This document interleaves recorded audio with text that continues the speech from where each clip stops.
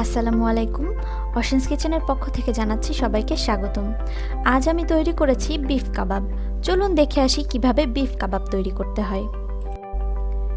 এখানে আমি 500 গ্রাম ছোলার ডাল ও 500 গ্রাম মাংসের জন্য যতটুকু মশলা প্রয়োজন তার পরিমাণটা দেখিয়ে দিচ্ছি। এখানে আমি 2-3টা দারচিনি, 2-3টা এলাচ, 4 ভাগের 1 ভাগ জয়ফল ও জয়ত্রী গুঁড়া করে নিয়েছি।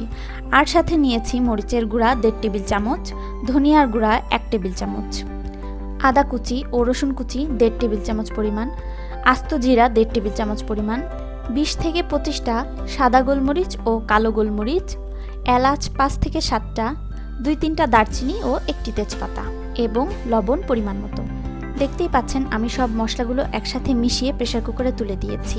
এখন এখানে অ্যাড করতে হবে 3 কাপ পরিমাণ পানি এবং 1 টেবিল চামচ তেল। এরপর ঢাকনা লাগিয়ে 20 মিনিটের জন্য চুলায় দিতে হবে।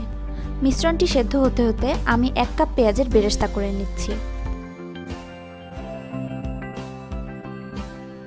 20 মিনিটে কাবাবের মাংসটি সেদ্ধ হয়ে গেছে। এখন আমি এটি ব্লেন্ডারে ব্লেন্ড করে নেব। ব্লেন্ড করার সময় সামান্য পানি অ্যাড করে নিতে হবে।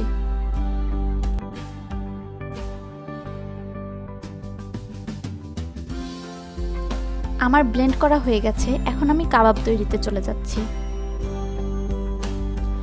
এখানে কাবাব তৈরিতে আমি বেরেস্তাটা দিয়ে দেব আর সাথে অ্যাড করে নিচ্ছি একটা ডিম। তবে ডিমটা একেবারে দেওয়া যাবে না, একেবারে দিলে মিশ্রণটি নরম হয়ে যাবে।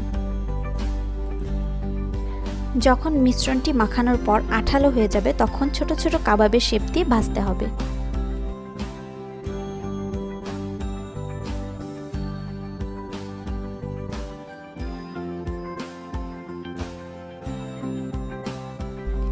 ভাজার জন্য একটি প্যানে ডুবন্ত তেল নিয়ে মাঝারি আঁচে কাবাবগুলো একটু সময় নিয়ে মুচমুচে করে ভাজতে হবে।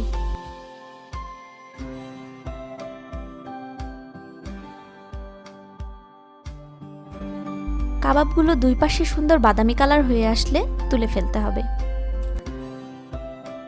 দেখুন খুব সহজেই এবং অল্প সময়ে তৈরি হয়ে গেল মজাদার বিফ কাবাব।